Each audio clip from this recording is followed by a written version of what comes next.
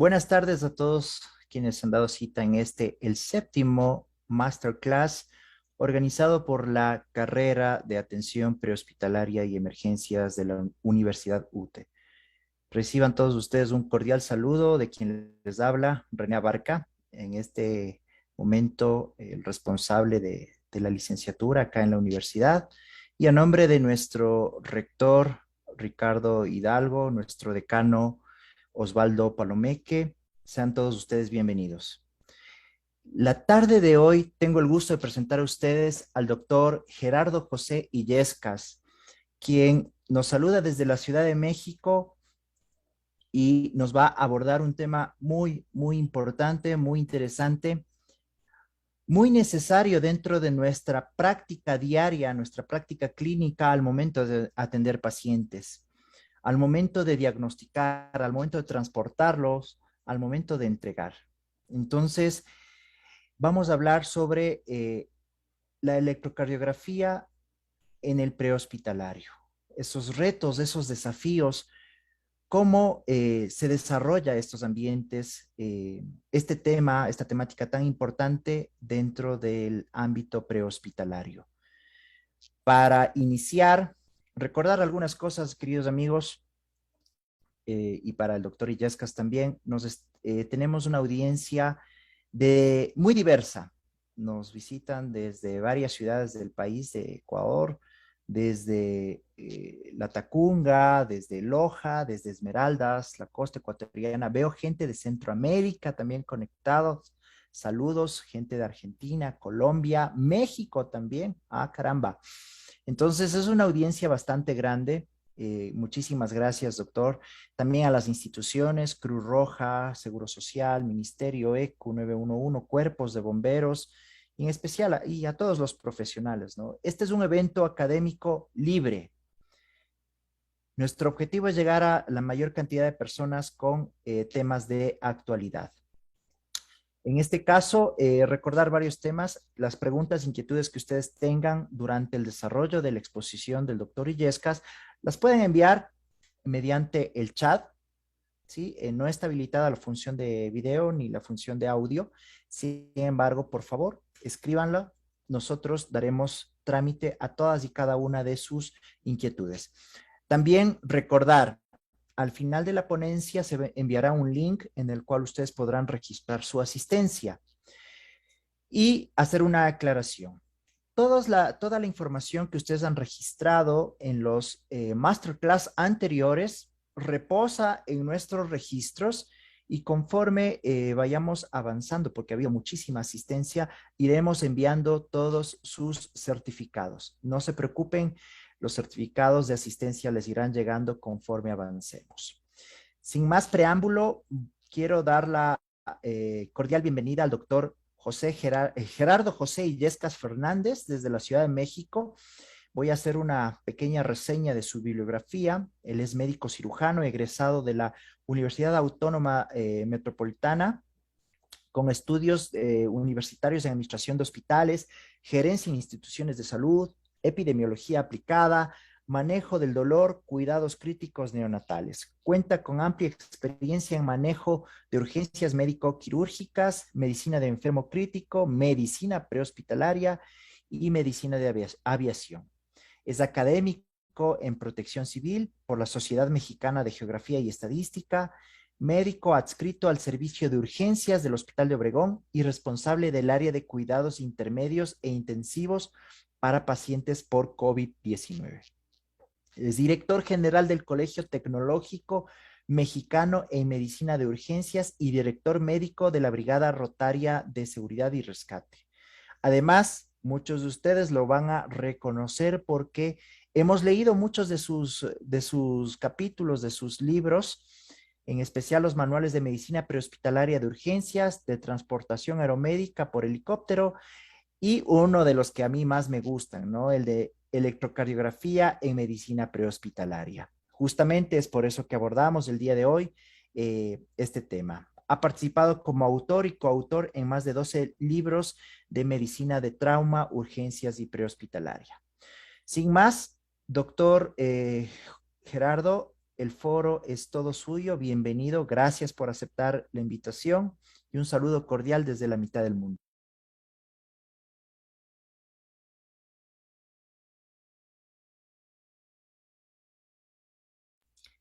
Su audio está en mute.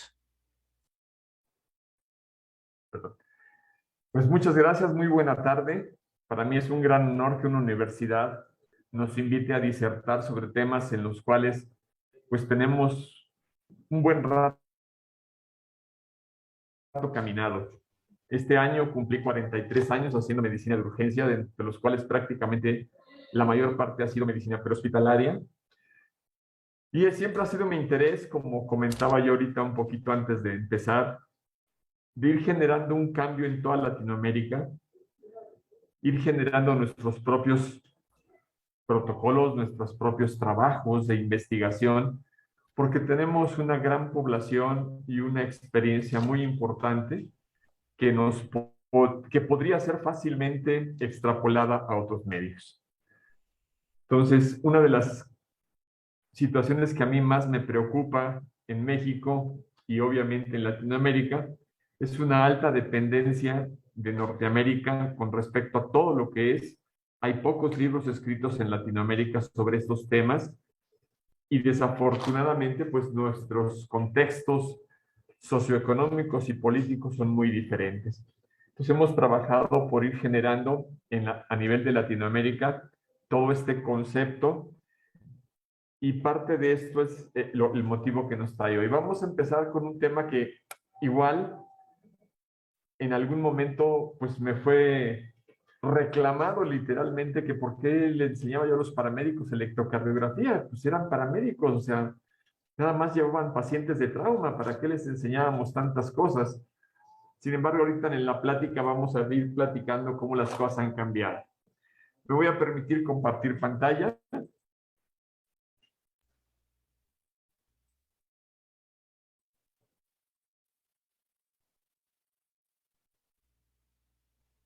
Equipo,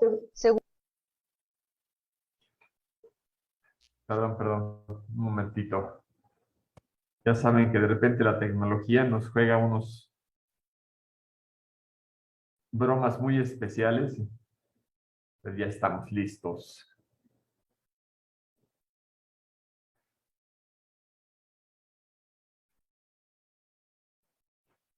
Ahora sí, vamos a empezar entonces.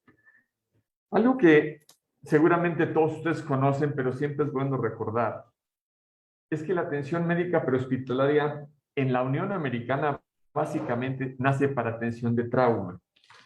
A través de un acta del Departamento de Transporte de 1966, denominada muerte accidental y discapacidad, la enfermedad desatendida de la ciudad moderna, se sientan las bases de lo que actualmente son los sistemas IMS en Estados Unidos.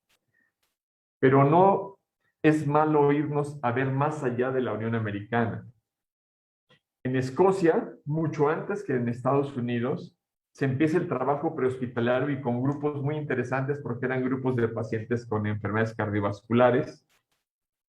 En Rusia hay mucha experiencia también, Alemania, Austria, Bélgica, que a veces no nos dejan ver la magnitud de todo lo que podemos lograr en el prehospital.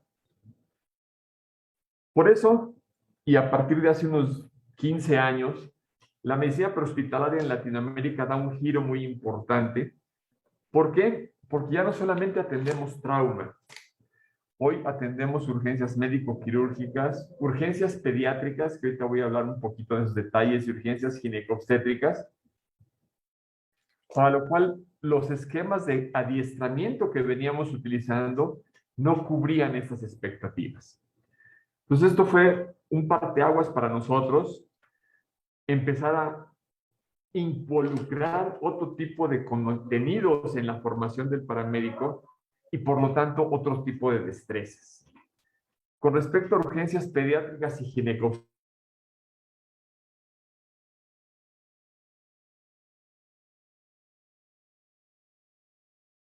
son áreas donde realmente el entrenamiento es mínimo y la demanda de servicios está incrementando.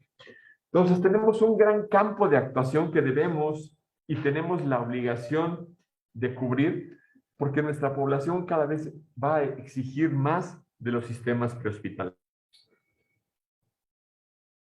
Entonces, estos nuevos sistemas no solamente es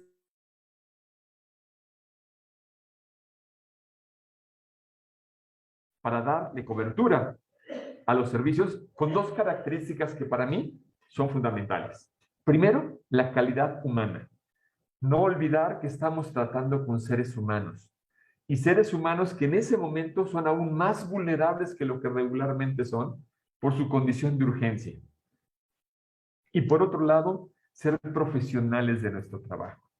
Hacer nuestro trabajo con una preparación, con una capacitación y con una ética de alto nivel para que el resultado final sea de beneficio para el paciente.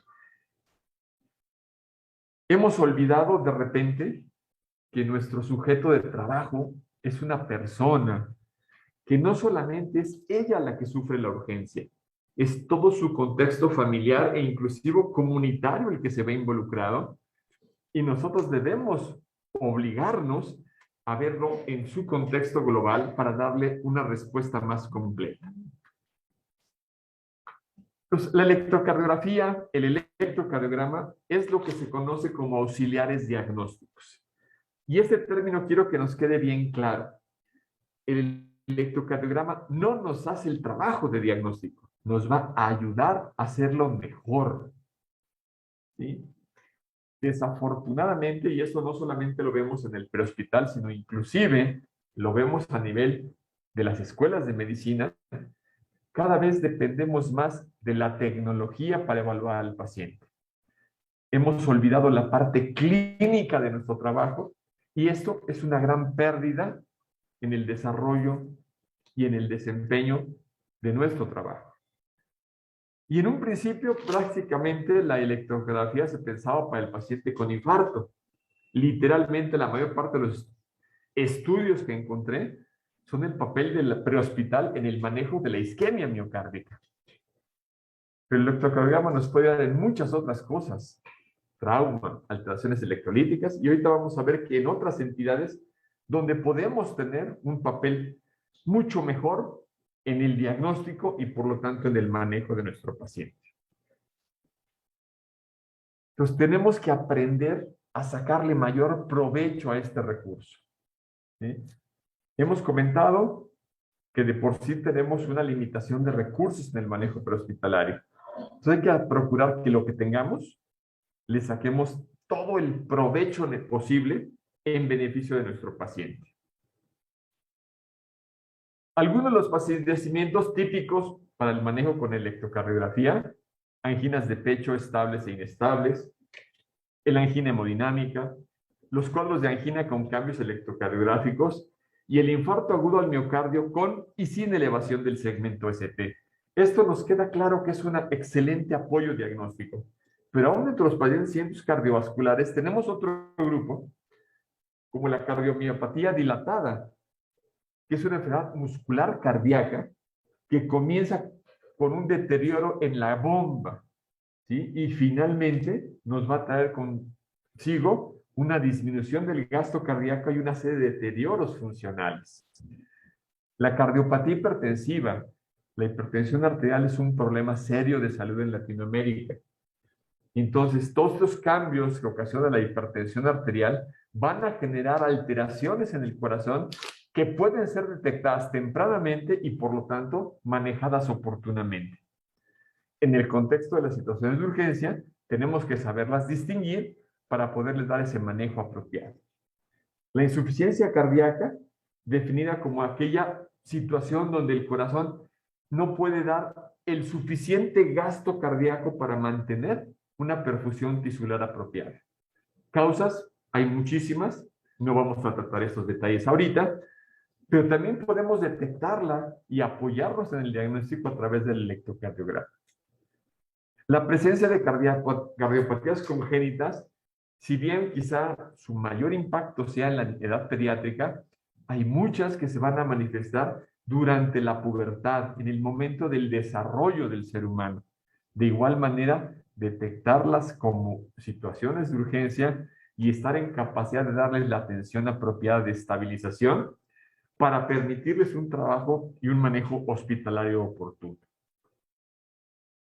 El corazón, pues las cavidades del corazón pueden tener crecimientos por muchas razones. Entonces también es una cosa que podemos detectar con la electrocardiografía. Entonces, ese paciente que tiene una sintomatología a veces un poco bizarra, el electrocardiograma nos puede abrir un panorama de diagnóstico oportuno si sabemos interpretarlo. Otras alteraciones que quizás sean menos vistas en el prehospital, y no porque no existan, que nos quede claro, sino porque no las estamos buscando. Los síndromes de preexcitación, como el Wolff-Parkinson-White y el Low-Gannon-Levine, que son dados por haces cardíacos anómalos que ocasionan problemas en la conducción eléctrica y que generalmente provocan taquicardias con repercusiones hemodinámicas serias. El síndrome de QT largo, que puede provocar taquicardias y ritmos caóticos, que si no detectamos oportunamente no los podremos manejar de manera oportuna. Algo mucho más reciente en el síndrome de Brugada. El síndrome de Brugada es un trastorno del ritmo cardíaco afortunadamente poco frecuente, pero yo insisto que en la medida que lo empecemos a estudiar, vamos a ver que la frecuencia quizá no sea tan baja como está reportado, y está relacionado con la muerte súbita cardíaca, uno de los grandes problemas a nivel cardiovascular, uno de los grandes efectos que estamos viendo precisamente y que vamos nosotros a poder detectar a tiempo.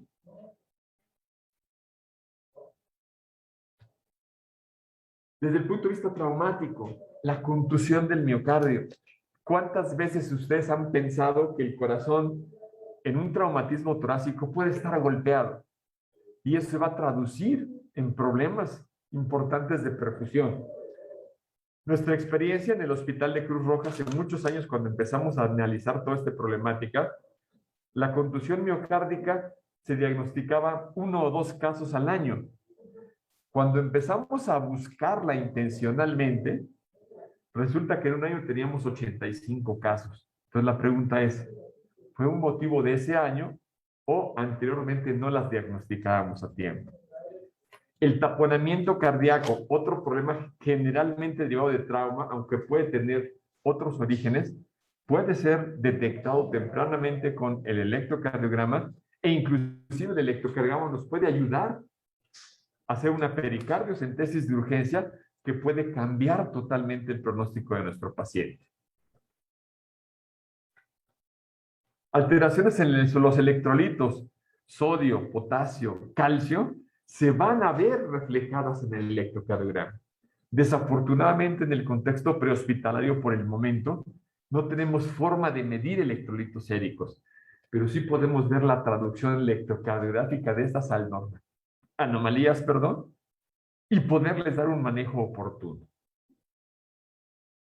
Otra situación es la hipertensión pulmonar, que es una hipertensión que afecta básicamente todo el sistema de la circulación menor y que puede ser congénito en el recién nacido o puede ser en el adulto, pero igual nos va a traducir electrocardiográficamente un patrón importante. La neumopatía obstructiva crónica, que en nuestros países está provocado básicamente por el tabaquismo y por enfermedades laborales. La tromboembolia pulmonar, que es donde se ocluyen o taponan segmentos de la circulación pulmonar, ocasionando un grave problema de oxigenación, también pueden ser detectadas tempranamente antes de muchas manifestaciones clínicas estudiando el electrocardiograma. La hipotermia es una verdadera urgencia médica porque el cuerpo pierde el calor mucho más rápido de que lo produce. Recordemos que la termorregulación está regulada básicamente en el sistema nervioso central, pero hay un proceso de termogénesis y un proceso de termolisis. Esto es un equilibrio continuo. Entonces, cuando se rompe este equilibrio y el paciente tiene una profunda hipotermia, el cuerpo humano detecta problemas serios en la oxigenación y también el electrocardiograma nos puede dar una luz en el camino de estas alteraciones.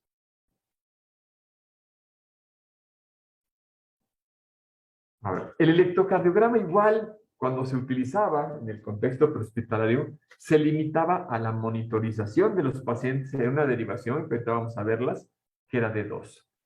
Pero realmente no le dábamos toda la utilidad que meritaba, ¿sí?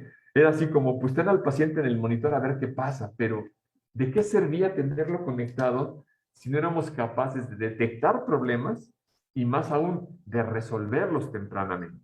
Entonces, actualmente tenemos como norma tomar electrocardiogramas de 12 derivaciones, las 12 derivaciones estándar, que nos van a ayudar a hacer un diagnóstico más preciso, un diagnóstico más completo, siempre correlacionándolos con la clínica del paciente. No hagan diagnósticos con una tira de electrocardiograma, no hagan diagnósticos con un monitor electrocardiográfico. Ese les va a apoyar en lo que clínicamente ustedes observen en su paciente. La correlación clínica electrocardiográfica es la base del diagnóstico. Yo siempre he comparado el hacer diagnósticos médicos con un rompecabezas. Vamos obteniendo piezas y las tenemos que ir acomodando para tener finalmente un panorama completo. Entonces, el electrocardiograma es una pieza más de este rompecabezas que nos puede apoyar si la utilizamos bien, pero también puede ser negativa si no la sabemos utilizar. Finalmente, ¿qué es el electrocardiograma? Y aquí vamos a empezar a romper algunos mitos que siempre existen. El electrocardiograma, lo único que me habla es de cómo está funcionando la parte eléctrica del corazón. Recuerden que el corazón es una bomba electromecánica. Entonces, el electro nos va a permitir ver cómo está la parte eléctrica. Yo tengo que ver cómo se traduce esta actividad eléctrica en actividad mecánica. Tan es así que tenemos una entidad que pocas veces se diagnostica precisamente porque no se piensa en ella, que es la actividad eléctrica sin pulso. Yo tengo un ritmo eléctricamente detectable en el papel electrocardiográfico o en el monitor osciloscópico, pero el paciente no tiene pulso. Ese paciente clínicamente está muerto. Ese paciente clínicamente lo que requiere es reanimación cardiopulmonar con los estándares de alta calidad que actualmente manejamos. Pero ¿qué sucede si yo estoy viendo el electro exclusivamente y no veo a mi paciente? No checo a mi paciente. Yo no voy a reanimar monitores. Yo no voy a reanimar tiras electrocardiográficas. Yo reanimo y atiendo pacientes. Por eso siempre la correlación clínica es fundamental. Entonces, por favor, no se nos olvide. El electrocardiograma es un registro de la actividad gráfica del corazón, exclusivamente. ¿Cómo podemos utilizar el electrocardiograma? Y aquí tenemos, en el contexto de las urgencias, cosas muy claras que manejar, ¿sí? En situaciones de clara urgencia, utilizamos la interpretación dinámica. ¿Qué significa esto? Vemos el trazo en el monitor en tiempo real y sobre esa observación dinámica vamos a tomar determinaciones de manejo. En pacientes con cierto nivel de estabilidad, hacemos una impresión del electrocardiograma, hacemos un análisis mucho más fino y más detallado y llegamos a una hipótesis diagnóstica. Estos dos conceptos conviven todos los días con nosotros en el servicio prehospitalario. Entonces tenemos que desarrollar habilidad para trabajar en los dos. ¿Sí?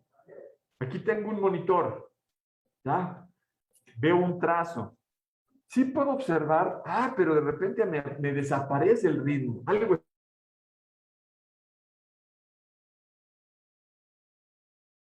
ser tan completa como la interpretación estática. Porque aunque en este monitor que les estoy presentando sí tengo un cierto cuadriculado que me apoya, realmente no puedo hacer mediciones precisas del ritmo cardíaco, no puedo hacer apreciaciones reales, porque aparte puede ser que esta interpretación dinámica solo sea de una derivación. Entonces, generalmente utilizo de dos, por una característica que ahorita vamos a enunciar, pero finalmente es una interpretación muy limitada, que me va a servir para hacer urgencia, sí, y ahorita vamos a ver por qué. La interpretación estática, aquí ya tengo una fotografía, es decir, ya tengo un momento histórico del latido cardíaco, electrocardiográficamente hablando, y lo puedo analizar. Este análisis es mucho más fino, es mucho más detallado, puedo tomar medidas, puedo apreciar muchas cosas y me va a ayudar a hacer un diagnóstico más fino. Ahora, ¿cómo conecto a mi paciente al monitor? ¿Cómo conecto? ¿Cómo hago esa interfase entre el equipo y el paciente? Y aquí tenemos igual dos opciones. La más utilizada en situaciones de urgencia es el monitoreo rápido. Cuando tengo un paciente que puedo estar viendo ya de manera continua, hago el monitoreo permanente.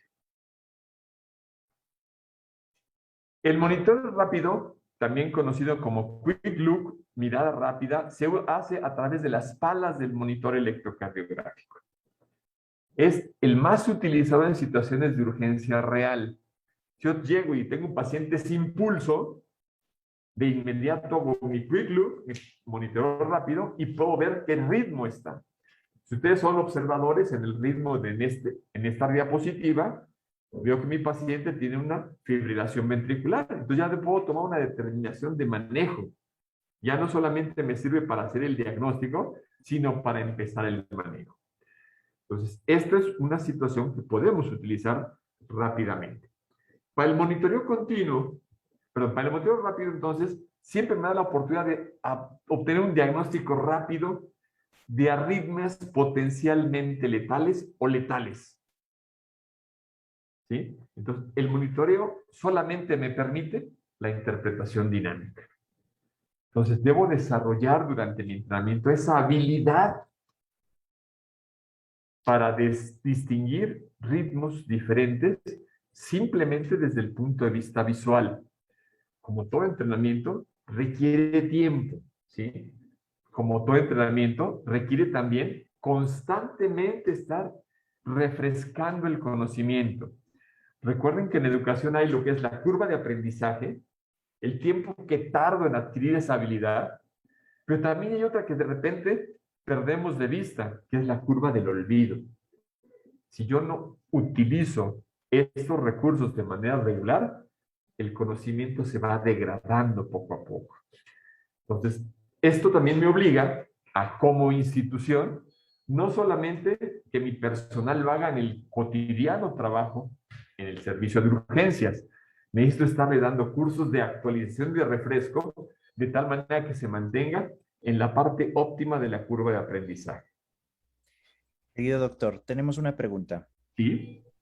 Dice, sabemos que en atención prehospitalaria la mayoría de monitores me daría derivaciones estándar. ¿Se recomienda realizar procedimientos de intervención en base a cualquier presentación patológica del EKG? Claro. El monitor que utilizamos casi siempre en el prehospital es un monitor que me da las 3 derivaciones básicas, de 1, de 2 y de 3, que son suficientes para tomar decisiones. Esto sí es importante recalcarlo.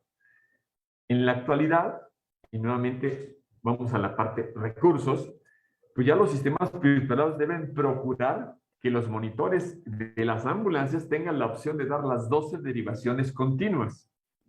Pero es por el momento, todavía, como yo les digo, es como la carta de los Reyes Magos. Estamos esperando que llegue, pero no tenemos una fecha de cuándo. Sin embargo, podemos hacer monitoreo, las propias palas y su buen uso nos puede dar la derivación 1, la 2 y la 3. Entonces, sí es factible y de hecho así es como trabajamos en muchos lugares. No crean que a pesar de que yo vivo en la Ciudad de México y tengo un sistema o coordino sistemas de ambulancias privados, en todas tengo monitores de 12 derivaciones. La mayor parte de mis monitores son de 3 derivaciones básicas. ¿Por qué? Porque los recursos económicos no me alcanzan para tener las demás. ¿Sí? Si yo tengo que conectar a mi paciente para un monitoreo continuo, hay 2 opciones y aquí va a depender del equipo que yo tenga y de las facilidades que obtenga. los cables de 3 puntas o el de 5 puntas. Cabe mencionar, y es un punto que ahorita es oportuno dejar claro, que los colores,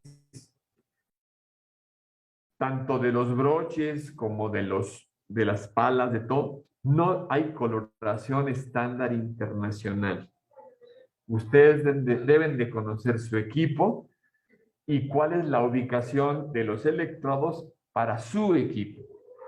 Básicamente hay dos esquemas de colores, el norteamericano y el oriental, pero hay otras variaciones menores.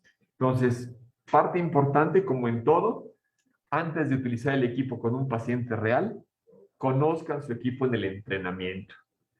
Hemos procurado siempre ser congruentes. Entreno mi personal con el equipo que va a utilizar en la calle. Porque si yo lo entreno con un equipo de alta calidad, de alta gama en el aula, y después le doy un equipo de baja calidad o de baja gama para la operación, creo una confusión.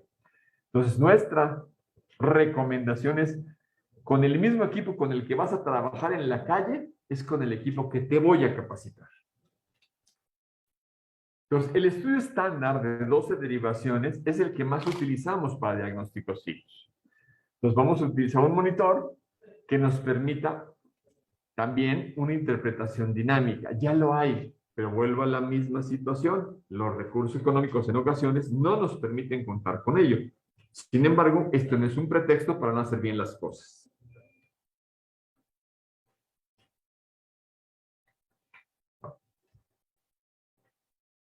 La mayor parte de los equipos actuales de última generación generan un diagnóstico por algoritmos matemáticos. Entonces, este trazo es compatible con esta patología. Recomendación muy personal: no le hagan caso totalmente a la interpretación de los equipos. Hagan su propia interpretación. Sean sus propios jueces. ¿Por qué se los digo? Porque finalmente el diagnóstico a través de algoritmos matemáticos tiene un margen de error que radica entre el 30 y el 40%, que no es un margen que podamos considerar apropiado. Entonces, ustedes hagan su propio diagnóstico electrocardiográfico y nuevamente les repito, correlaciónenlo con su paciente. ¿Sí? Nunca hagan exclusivamente el diagnóstico electrocardiográfico sobre ese manejen al paciente. Siempre correlacionen. Bueno, ¿qué incluye el electroestándar de 12 derivaciones? 3 derivaciones bipolares, de 1, de 2 y de 3. 3 derivaciones unipolares, ABR, ABF y ABL. Y 6 derivaciones precordiales denominadas de B1 a B6.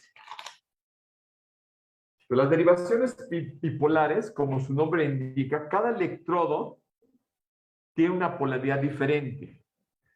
¿Cuál es el objetivo del electro de 12 derivaciones? Es tomar, imagínense ustedes que están tomando fotografías de un objeto, pero van a utilizar varios lugares para tomarlo. Entonces voy a tener la facilidad de identificar cosas muy especiales en cada toma. En D1, por ejemplo, ustedes se ubican aquí al centro del corazón, pues puedo ver básicamente aurícula izquierda, quizá una parte del ventrículo izquierdo. En D2, y por eso D2 es la más utilizada, es una derivación que es la más panorámica de todas, porque nos permite ver a través de las cavidades derechas, pero como si fuera una especie de filtro, también podemos ver las izquierdas. En D3, básicamente lo que estoy viendo es ventrículo izquierdo. Entonces ya tengo ahí 3 formas de ver el corazón. Las derivaciones unipolares, cada electrodo ubicado se convierte en positivo y los otros 2 en negativos. Y nos van igual a permitir ver otros 3 aspectos del corazón.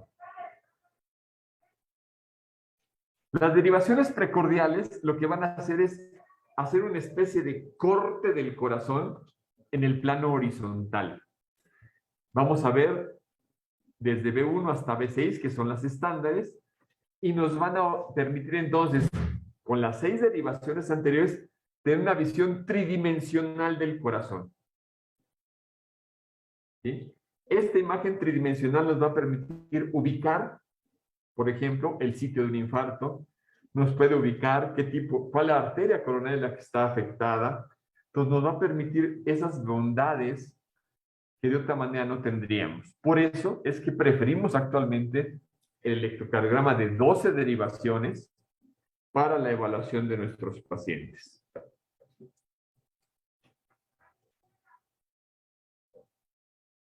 Ahora bien, ¿cuál es el modo correcto de tomar el electrocardiograma? Esta es una parte importante. En el prehospital tenemos muchos momentos de interferencia eléctrica. Entonces el paciente debe estar de preferencia sobre la camilla, sin contacto con ningún elemento metálico.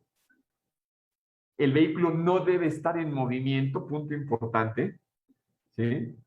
Para hacer un electrocardiograma lo más nítido posible y poder interpretarlo adecuadamente. Presión de los electrodos. Verificar que el aparato esté cargado o enchufado. Nos presentamos al paciente, lo identificamos y le informamos del procedimiento. El paciente debe estar en una cama o camilla en posición de punto supino, con la región del tórax, brazos y piernas, donde se instalarán los electrodos, descubierta. Retire joyas u objetos de metal que el paciente nos porta. Marque en el tórax los puntos donde se ubican las derivaciones precordiales e instale los electrodos del cable paciente del equipo según color o letras de las derivaciones, cuidando de no equivocarse. B1 va en el cuarto espacio intercostal para external derecho. B2, cuarto espacio intercostal para external izquierdo.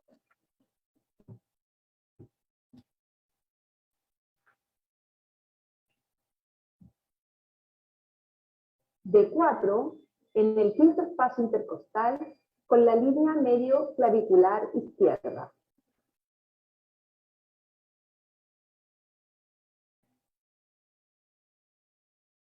D3 en el punto entre D2 y D4.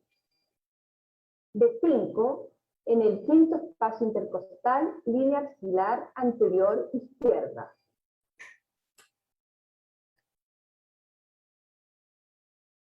Y D6 en el quinto espacio intercostal, línea axilar media izquierda.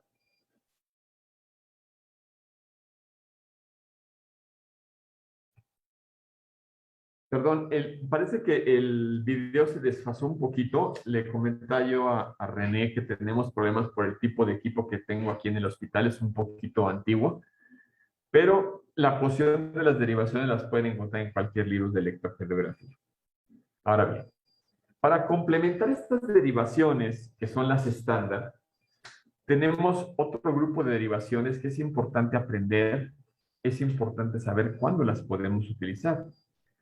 Una de ellas son las derivaciones derechas. Las derivaciones derechas son imágenes en espejo de las derivaciones izquierdas y nos pueden permitir el diagnóstico de un infarto miocárdico inferior, donde sospechamos que esté involucrado también el ventrículo derecho. También lo vamos a ocupar en algunos padecimientos, como por ejemplo la dextrocardia, es decir, la ubicación del corazón en el lado derecho, que es una anomalía congénita que no tiene ninguna repercusión patológica seria. El situs inverso, que es donde todo el organismo está en espejo, el hígado lo vamos a encontrar del lado izquierdo, el vaso del lado derecho, que igual son alteraciones congénitas que se presentan, que no tienen una repercusión patológica real. Las derivaciones posteriores nos van a servir precisamente para hacer un diagnóstico más fino de los infartos posteriores. Las derivaciones posteriores se colocan en la espalda del paciente, en el tórax posterior. Las derivaciones de Medrano, que van a ser muy útiles para descartar la extensión de los infartos hacia el ventrículo derecho. Las derivaciones de Lewis, que las vamos a utilizar cuando queremos ver particularmente la onda P, cuando estamos sospechosos algún problema específico auricular. Doctor, nos llega otra pregunta, Sí, adelante. muy interesante.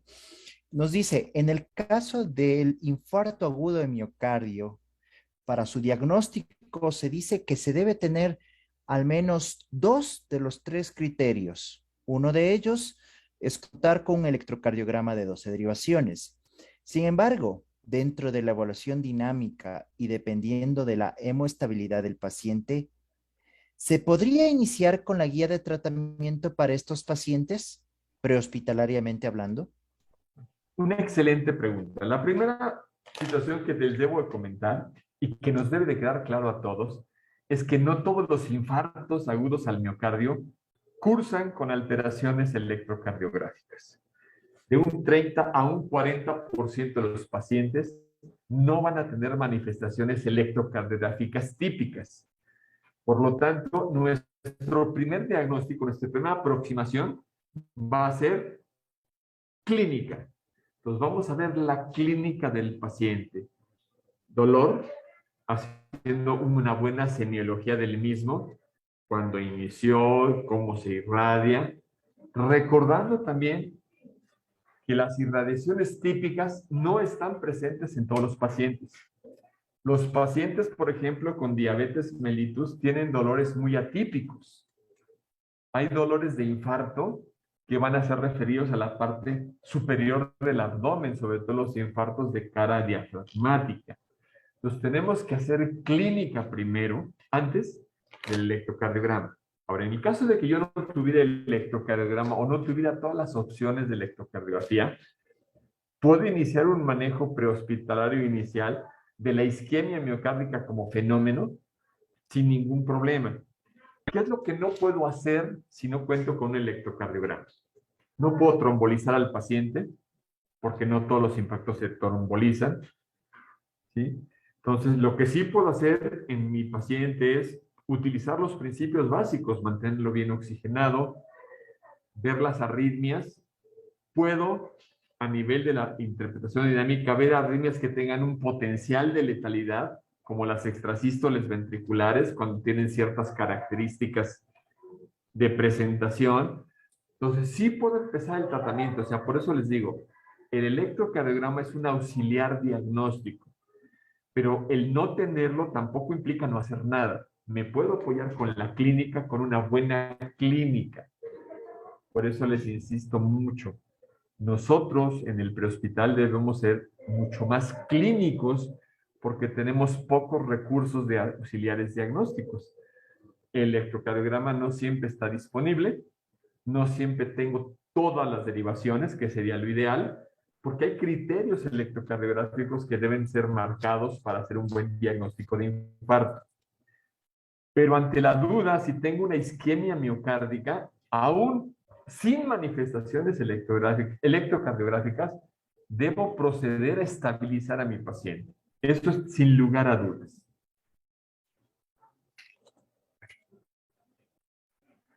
Ahora bien, decíamos que la interpretación dinámica se basa en observar directamente el osciloscopio en la derivación 2, que es la más habitual.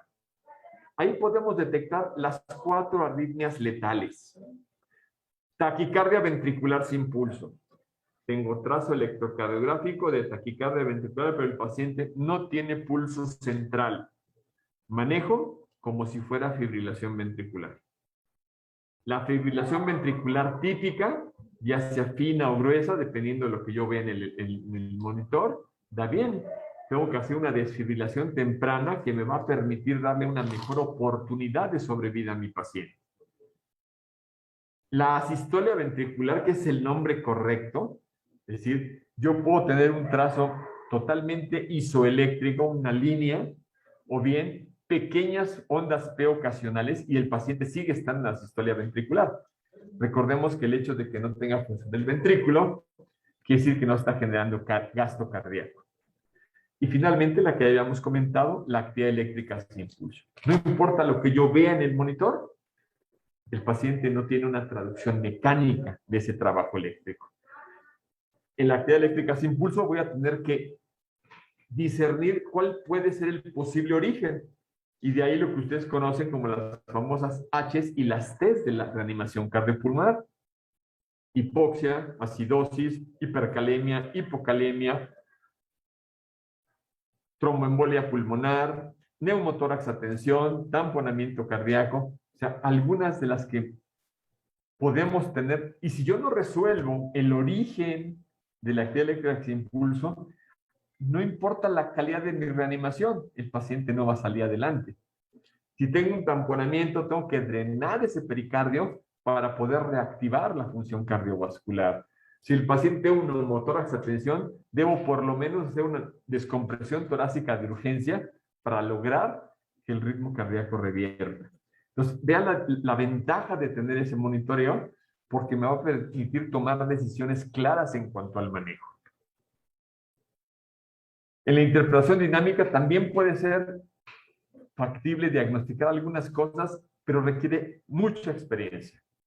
Extrasístoles ventriculares, porque acuérdense que hay criterios específicos en los cuales tengo que intervenir rápidamente para evitar que mi paciente evolucione en una arritmia letal, como por ejemplo un fenómeno de R sobre T, cuando el paciente tiene más de 7 extrasístoles unifocales por minuto, cuando el paciente tiene extrasístoles multifocales. Son criterios donde yo tengo que intervenir rápidamente. La taquicardia ventricular con pulso, la voy a ver si es con compromiso hemodinámico o sin compromiso hemodinámico. Si es con compromiso hemodinámico, tengo que hacer una cardioversión sincronizada rápida para poder revertirla. Taquicardia, fibrilación y flóter auricular de la misma manera. Si hay repercusión hemodinámica, hay que cardiovertir ese ritmo. Y en los bloqueos auriculoventriculares, en la actualidad el manejo ideal es colocarle al paciente un marcapaso transcutáneo. Pero caramba, si difícilmente tengo un monitor para mi ambulancia, va a ser mucho más complejo que yo tenga un monitor desfibrilador con marcapaso transcutáneo.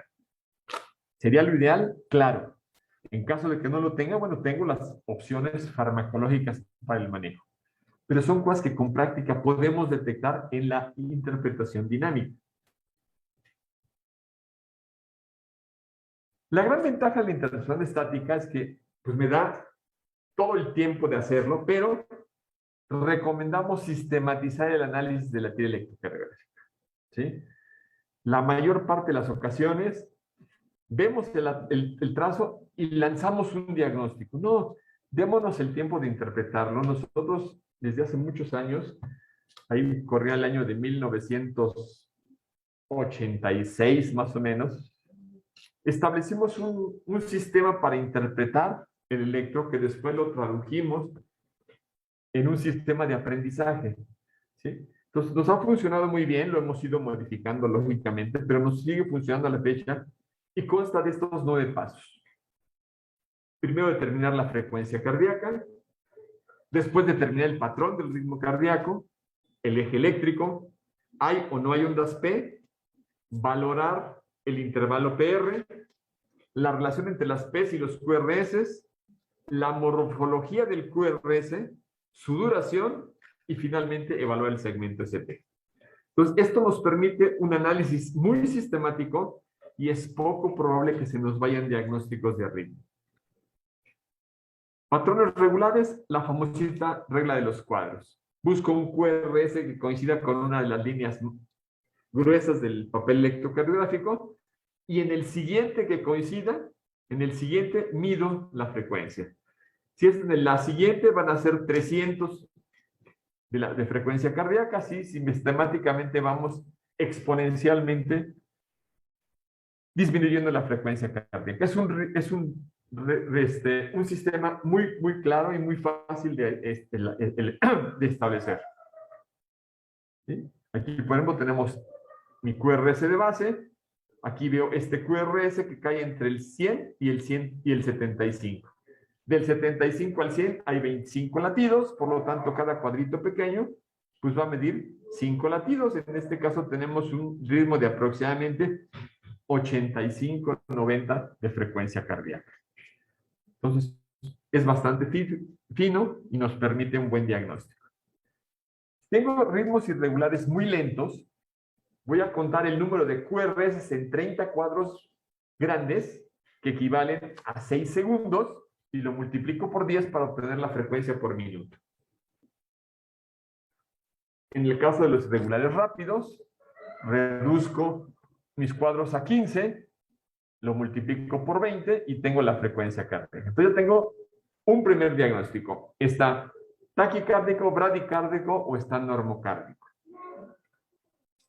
Después analizo el patrón del ritmo. Básicamente hay dos ritmos, o regulares o irregulares. El regular, ahorita vamos a ver cómo lo diagnosticamos rápidamente, y los 5 patrones de irregularidad que se pueden presentar. ¿Cómo mido un ritmo regular? Mido la distancia entre R y R. ¿Cuánto vale este R? Y lo sigo traspolando. Si todos son iguales, el ritmo es regular. Para esto recomiendo siempre utilizar un compás electrocardiográfico que nos va a permitir facilitar este trabajo. Ritmos irregulares. Tengo un latido prematuro. Este latido claramente nace antes de lo que lo esperaba. Yo lo esperaba más o menos en este sentido. Entonces este latido se adelantó y tiene muchas características que ahorita no vamos a manejar, pero es un ritmo que altera la regularidad de mi trazo. El corazón va más rápido, disminuye, vuelve a ir rápido, o sea, acelera y desacelera. Fácil de identificar cuando tiene una experiencia ya. De repente hay un latido que desaparece totalmente, hay una pausa, el corazón como hiciera un reset y se vuelve a reactivar. También es un patrón que ya nos habla de algunas patologías. De repente en el ritmo basal aparecen latidos agrupados, latidos que rompen la regularidad de mi ritmo. Y finalmente, pues el más irregular de los irregulares, que es el ritmo caótico, que es el típico de la fibrilación ventricular. No hay formas, no hay morfología de ondas, no hay regularidad, simplemente hay un caos total electrocardiográficamente hablando. Ya tengo dos elementos, frecuencia y ritmo. Ahora determino el eje eléctrico y en este momento no necesito hacer un diagnóstico de ¿tiene un eje eléctrico 89? No, vamos a hacerlo muy rápido. Voy a ver dos derivaciones, D1 y ABF. Si en ambos el QRS es positivo, el eje eléctrico es normal. Si el ABF es negativo, el eje está desviado hacia la izquierda. Si el QRS es negativo en D1, el eje está desviado a la derecha. Y si ambos son negativos, hay una desviación extrema, o lo que también se conoce como eje indeterminado.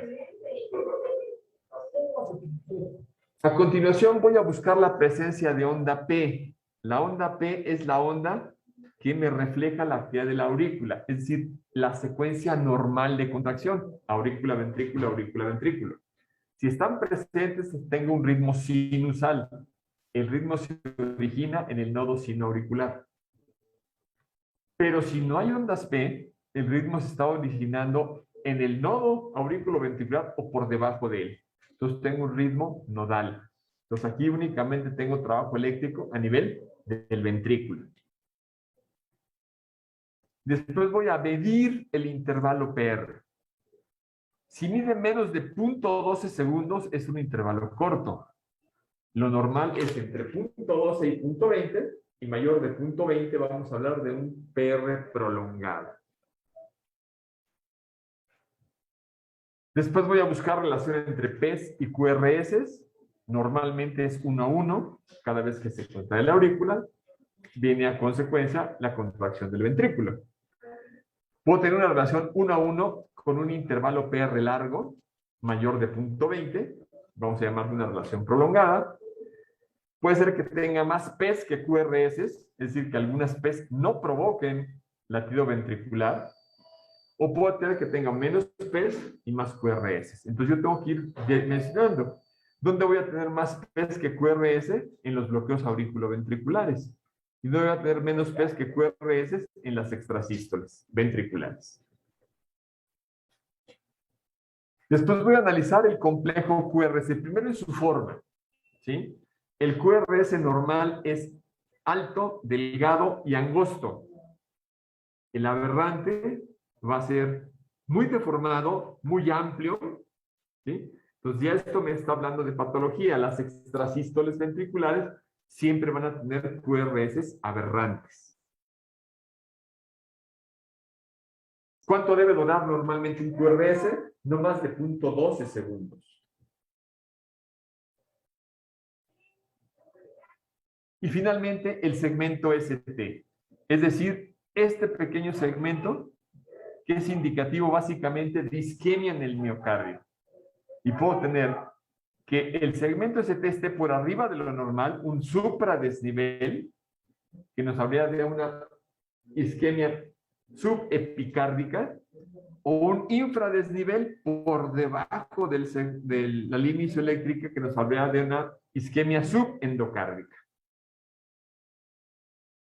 Entonces, esto es así a muy grandes rasgos. O sea, la electrocardiografía es fascinante y es muy bonita. ¿Cuáles son nuestros verdaderos retos en el contexto prehospitalario? El primero y el más importante, entrenar a nuestro personal. Que lo sepa tomar, que lo sepa analizar y lo sepa incluir en la hipótesis diagnóstica. ¿Sí? Parece mentira, pero a pesar de esto que hemos comentado, hay gente que no sabe tomar un electrocardiograma aún en los hospitales. ¿Sí? Tenemos algo que conocemos en el medio como el síndrome del entrecruzamiento de los cables. De repente el electro se ve totalmente anormal y es porque los cables están mal colocados. Entonces, ver y estar seguro de la colocación es parte de lo que desarrollamos en el entrenamiento. Igual la colocación de los electrodos precordiales. O sea, hay que aprender, hay que hacerlo, hay que repetirlo de manera continua. Y para esto, la única forma es tocar a nuestro paciente. Electrodo de B1, ¿dónde va? Cuarto espacio intercostal y línea paraesternal izquierda. Eso es lo que dice la academia. Ahora yo tengo que hacerlo con mi paciente para estar seguro de que estoy en el lugar apropiado. Y así de manera secuencial, cada una de las derivaciones estándar deben ser. Los electrodos en las extremidades deben estar bien colocados. Siempre les sugiero que las pinzas del electrocardiograma vayan por la cara interna de las extremidades. ¿Por qué? Porque ahí la piel es más delgada y es más fácil que capten la señal eléctrica. Otra situación que debemos de cuidar mucho, hay que usar gel electrocardiográfica. ¿Sí? Hay muchos geles en el mercado. Hay gel para lubricar, para poner una sonda Foley, para poner una sonda nasogástrica. Hay gel para hacer ultrasonido. Bueno, hay un gel específico para hacer electrocardiografía porque tiene una composición química que facilita la obtención de la información del paciente. Prohibido, así, y lo digo y lo repito, usar alcohol. Porque acuérdense que el electrocardiograma finalmente funciona con electricidad. Y hay el riesgo, aunque sea mínimo, de generar una chispa eléctrica que prenda esos vapores de alcohol. Entonces, usamos gel electrocardiográfico y en el peor de los casos que no tuviéramos, solución salina fisiológica. Solución salina al 0.9%. ¿Sí? Entonces, tomarlo bien. Con respecto a cuando hacemos quick look o monitoreo rápido, la misma situación. Suficiente cantidad de gel en las palas, de tal manera que hagan una película uniforme en ambas palas, pero que no rebosen las palas. Porque ese gel que rebosa puede estar en contacto con nosotros y si tenemos que aplicar una descarga eléctrica, esa descarga eléctrica también va a terminar en nosotros. Todo eso se aprende en el aula. ¿Sí? Entonces, muy importante. Y luego, la interpretación. Como les comento, esta curva de aprendizaje la tenemos que desarrollar. Y la única forma de interpretar electrocardiografía es estar viendo electrocardiogramas. Yo siempre les digo a mis alumnos, cuando estamos viendo ese módulo especial de electrocardiografía, vemos cuadritos en todos lados. ¿Sí? ¿Por qué? Porque tenemos que ver muchos electros para entenderlos, interpretarlos y llegar a conclusiones reales. ¿Y por qué es importante entrenarnos en el aula? Ahí se vale todos los errores, hay que cometerlos en el aula. para que no los comentamos cuando atendemos al paciente. Entonces, todo esto es parte de un proceso de entrenamiento que debe llevarse a cabo de manera apropiada. No hay que echarlo en saco roto. Si bien ahorita parecería un poquito lejano el tener todo lo que estamos platicando, un electro de 12 derivaciones, con marcapasos transcutanciales, en poco tiempo yo sé que lo vamos a lograr. Entonces, estar preparados para sacarle el mayor provecho. ¿Sí? Entonces, quedo a sus órdenes para alguna pregunta, dudas, comentarios que tengan. Realmente para mí son muy valiosos para retroalimentarnos. Y les dejo mis dos correos. Si tienen alguna duda que por alguna razón no quieran externar ahorita, con toda confianza por correo me la pueden enviar. Y este es un manual que hicimos ya hace muchos años, creo que son 16 para ser exactos, que hoy estamos en proceso de actualizarlo, pero fue una primera aproximación a tener un texto para nuestros paramédicos. Lo interesante de todo este concepto que les he platicado es que, si bien lo diseñamos para entrenar paramédicos, hemos entrenado una gran cantidad de médicos internos de pregrado y médicos recién egresados que han aprendido electrocardiografía con las bases que nosotros estamos manejando. Entonces, es un esfuerzo que vale la pena. Ahorita estamos en el proceso de actualización de este manual viendo otros aspectos, y uno de ellos que ya incluimos fue la electrocardiografía pediátrica, porque finalmente el niño también tiene sus particularidades electrocardiográficas. Entonces, si no conocemos todo esto, no le podemos sacar todo el provecho. Actualmente en el colegio, todos los temas clínicos tienen un capítulo específico: cambios electrocardiográficos en el embarazo, cambios electrocardiográficos en la tromboembolia pulmonar, en la hipotermia. ¿Por qué? Porque es la única manera de estarlos integrando a los diagnósticos completos de nuestros pacientes. Por mi parte, esto es todo. Quedo a la espera de sus preguntas y nuevamente le agradezco mucho al UT Ecuador por la invitación.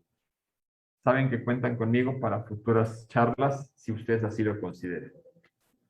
Doctor Illescas, muchísimas gracias. Excelente disertación. Permítanme que justo me entra una llamada acá. Gracias. Excelente participación, doctor. Definitivamente nos ha traído un recuento desde cómo manejar, cómo reconocer, qué hacer, qué no hacer. Estas pequeñas diferencias con respecto a la interpretación dinámica versus la interpretación estática, y la habilidad, destreza y experiencia que se requiere en esta interpretación dinámica en especial, en la cual se hace más compleja en el contexto prehospitalario, porque quizás eh, factores externos hacia el paciente, hacia la emergencia, compliquen mucho más su interpretación. También el hecho de usted que ha destacado el hecho de que el electrocardiograma se constituye en un apoyo clínico y no a la inversa. Y eso es tan importante porque eh, el prehospitalario podría guardar esperanzas en obtener el electrocardiograma para saber qué hacer, cuando el electrocardiograma se constituye uno de los tantos criterios que existen.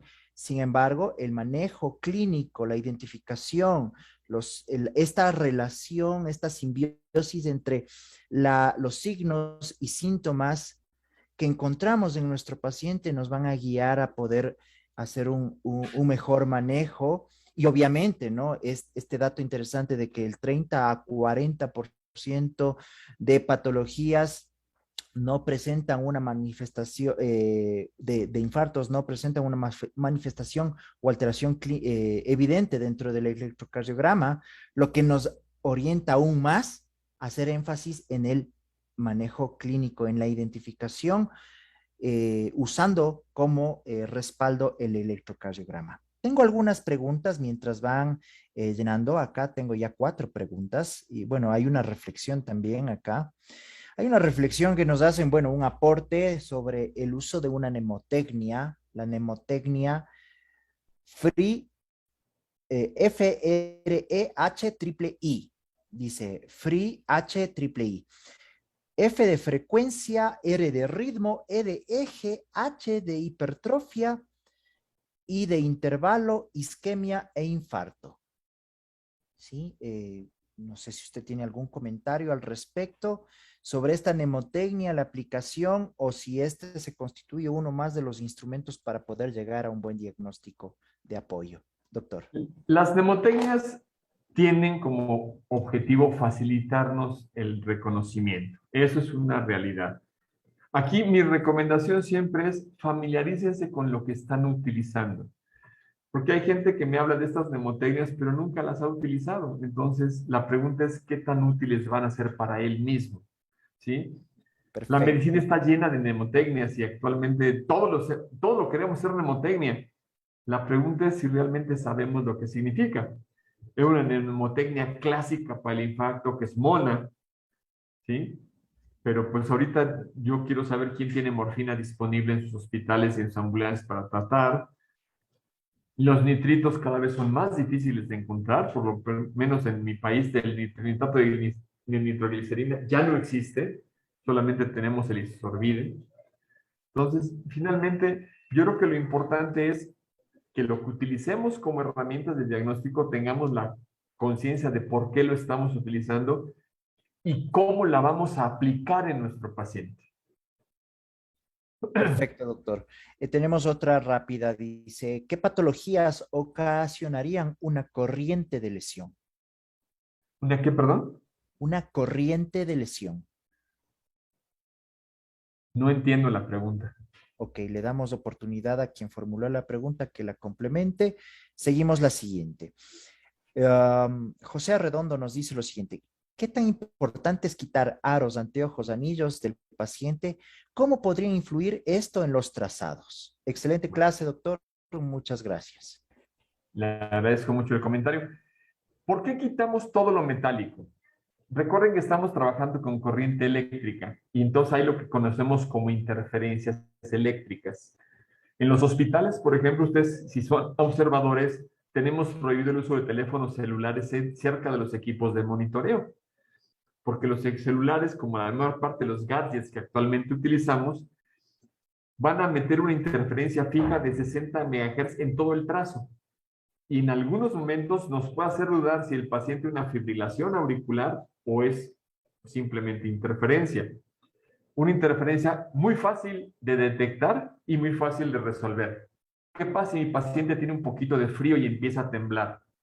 En el trazo electrocardiográfico se va a ver y se diagnostica como temblor muscular fino. ¿Y por qué digo que es muy fácil de resolver? Le pongo una cobijita al paciente y en 5 minutos ya se acabó la arritmia. Por eso quitamos la mayor parte de los posibles agentes de interferencia. Sabemos de antemano si mi paciente tiene, por ejemplo, un clavo de titanio con una fractura, pues no va a alterarme sustancialmente el electrocardiograma. Pero si tiene un marcapaso, pues lo voy a detectar con el electrocardiograma. Entonces, sí es bueno retirar todos los posibles. Y quizá la pregunta, y la entiendo perfectamente, va dirigida al uso cada vez más frecuente de piercings y dispositivos de este tipo que se utilizan como maquillaje o como prenda de vestir en muchos lugares, ¿no? Nosotros tenemos como regla todo paciente que llegue con un piercing lo retiramos antes de tomar el electrocardiograma. ¿Por qué? Porque desconocemos cuál es el material del que están hechos. Si fueran realmente todos de acero inoxidable, no tendríamos gran problema de interferencia. Pero hay unos que realmente uno duda que sean acero inoxidable porque los vemos oxidados. Pero bueno, entonces es preferible. Habrá algunos que no podemos retirar, bueno, pero entonces tenemos que considerarlo cuando lo interpretemos en el electro. Si vemos algún tipo de interferencia, hay que considerarlo dentro de la interpretación trazo electrográfica contaminado por interferencia eléctrica ocasionada por este dispositivo que no se pudo retirar. Eso nos ayuda también desde el contexto legal, porque en muchas ocasiones podemos ser sujetos de una demanda por una inadecuada interpretación dada por estos objetos. Por eso preferimos retirarlos todos. Excelente, doctor. La siguiente pregunta me parece muy interesante. La realiza Gustavo Villota. Dice, ¿algún consejo para fijar los electrodos autoadhesivos cuando el paciente presenta diaforesis? Bueno, yo reconozco, y estamos hablando de aforesis porque estamos pensando en el paciente grave, pero simplemente piensen en un paciente muy velludo, un paciente que tiene mucho vello corporal. Entonces, ¿qué hacemos normalmente a esos pacientes? Con previo consentimiento los rasuramos antes de tomarles el electro. Y hay algunos electrocardiógrafos con algunos dispositivos que pueden permitir que se fijen los electrodos aún con el paciente diaforético porque tiene unos pegamentos especiales. Si no los llegásemos a tener, hay que secar perfectamente el área donde vamos a aplicar el electrodo y poner el chupón. Ya puesto el chupón, la diaforesis ya no va a ser tan marcada y nos va a permitir una rápida toma del electrocardiograma. Perfecto, doctor. Siguen llegando preguntas. Están fascinados. Agradecimientos por su intervención. Esta pregunta me parece muy interesante. Hoy existen relojes inteligentes, los smartwatch, que tienen la capacidad de establecer el ritmo cardíaco. ¿Es recomendable usarlos como referencia cuando uno aborda un paciente? Es la pregunta de David Quingatuña. Okay. La respuesta es un no. Y les voy a explicar un poquito lo que nos está pasando ahorita con la pandemia, tomando algo que vivimos todos los días. Con la pandemia empezamos a utilizar mucho los oxímetros, pero ahora los oxímetros tienen dos categorías diferentes. El categoría OT, que es el de venta libre al público, y el grado médico. Y la diferencia de resultado es totalmente diferente. Aquí cometieron el error en el hospital de comprar unos OT porque eran muy baratos, y la diferencia era de entre 7 y 8% de diferencia con los de grado médico. Lo mismo pasa con los smartwatch. O sea, no están diseñadas por el monitoreo. Seguramente muchos de ustedes también tienen algún tomador de tensión arterial que venden en la farmacia. No son grado médico y su índice de confiabilidad en certeza es muy bajo. Entonces es preferible, como una primera aproximación puede ser útil, pero no lo tomen como referencia. Excelente, doctor. Creo que es bastante clara esa explicación. Una pregunta del Cuerpo de Bomberos de Quito, del área prehospitalaria.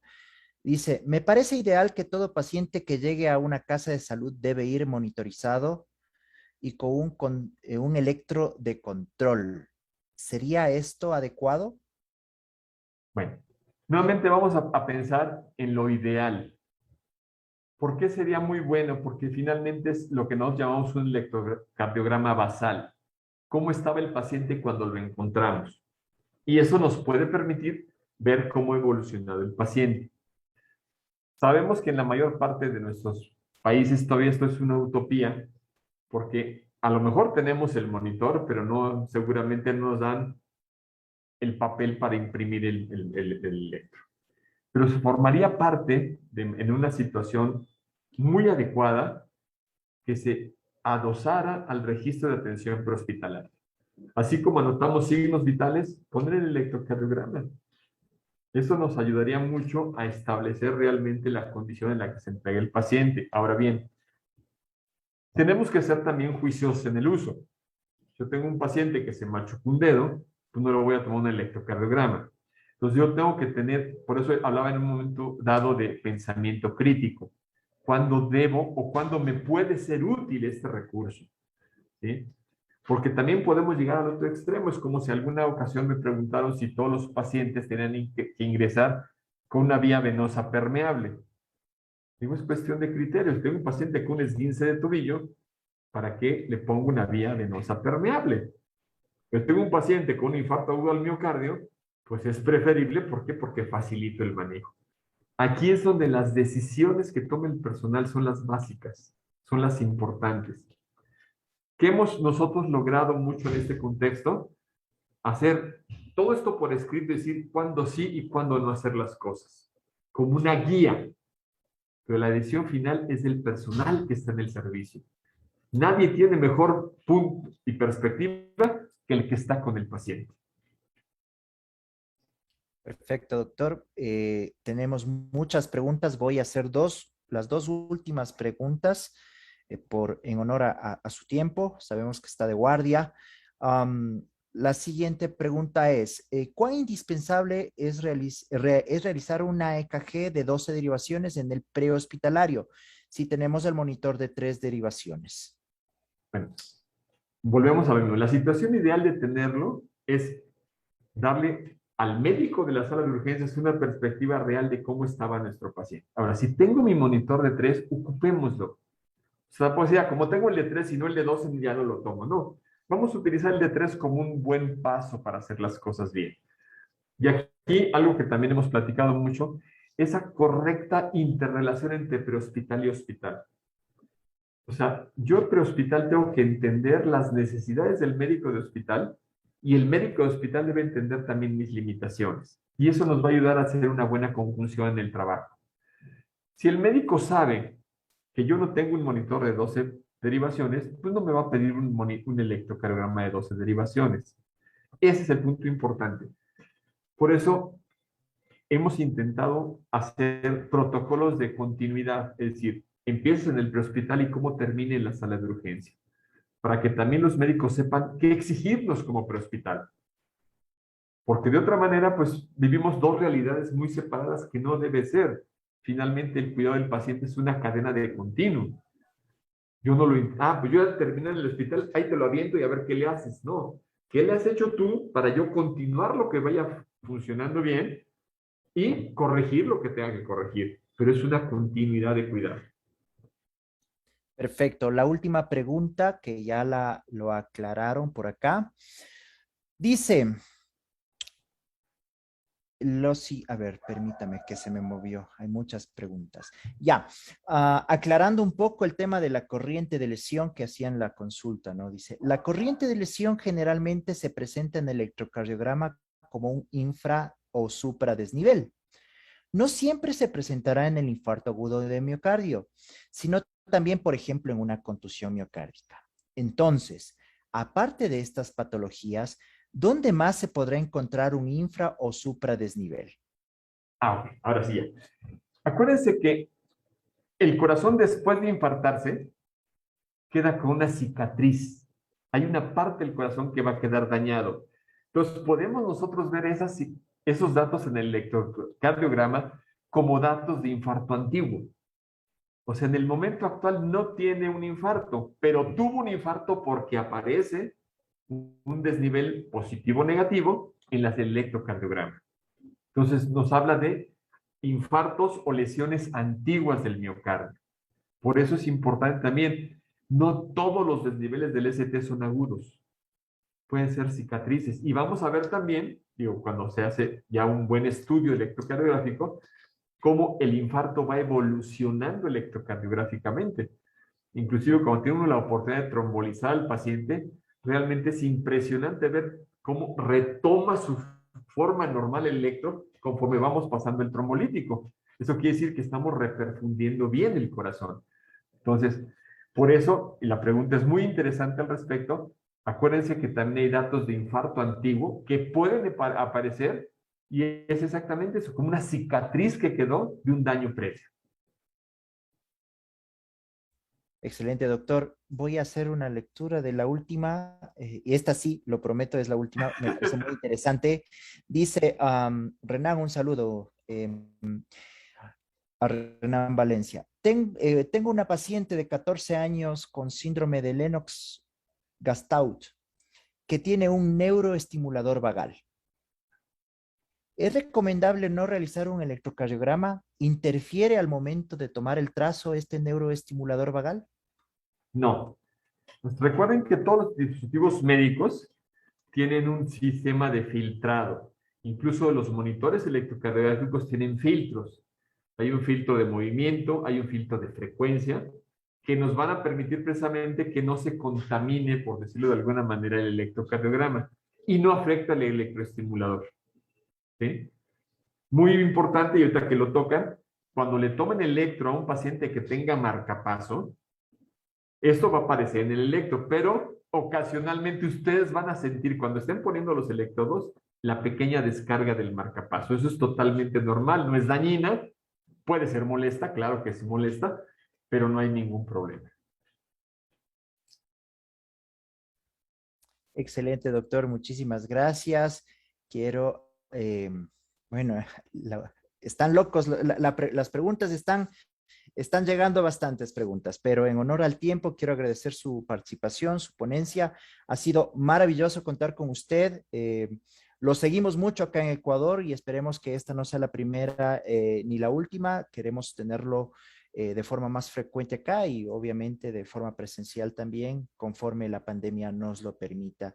A nombre de la Universidad UTE, de la Facultad de Ciencias de la Salud Eugenio Espejo, de la carrera a la licenciatura en atención prehospitalaria y emergencias, extiendo un cordial agradecimiento por dedicarnos esta hora y media de su tiempo. Entendemos que está de guardia, está a full, sin embargo, ha sido espectacular su participación.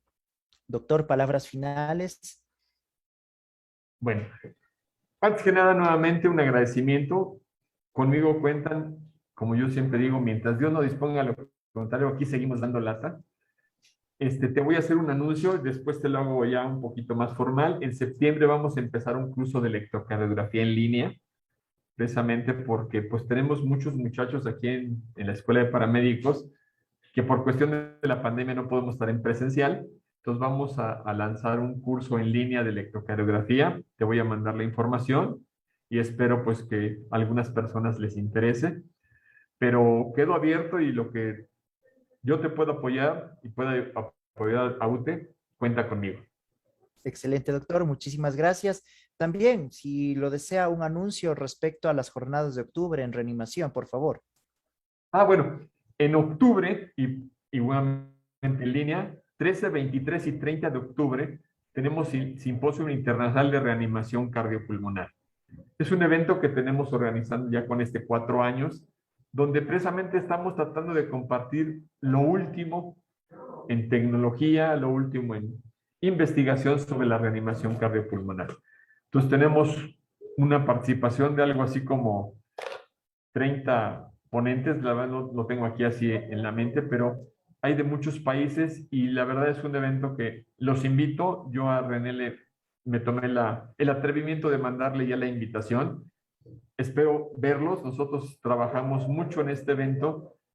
Es un trabajo que venimos realizando con una escuela que tenemos de paramédicos en Oaxaca, la parte sureste de nuestro país, pero es una gente con una gran visión, un gran dinamismo que nos ha permitido seguir trabajando.